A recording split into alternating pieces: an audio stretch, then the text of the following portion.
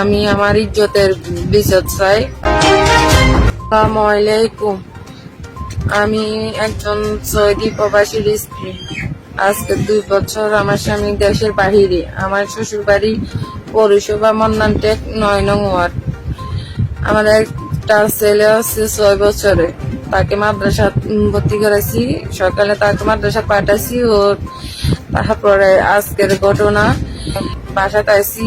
আসার পর আমি ঘরে প্রবেশ করার সাথে সাথে সে আচমকা পিছন থেকে আসে আমাকে জড়িয়ে ধরে সে আমার ইজ্জতের উপরে হাতাহাতি করতেছে ছিল অনেক। আমার শাশুড়ি ডাক্তার দ্বারে গেছে, তার অসুস্থ, ওই জন্য সে ডাক্তার দ্বারে গেছে। আমার বাসা কেউ ছিল না, একটা দাদি শাশুড়ি ছিল। আমার নাম হচ্ছে মহিউদ্দিন, তার বাবার নাম মনসুর, তার নাম মহিউদ্দিন। সে আমাকে প্রতিনিয়ত জ্বালায়, প্রতিনিয়ত আমাকে ডিস্টার্ব, আমি ঘর থেকে বাড়িতে পারি না।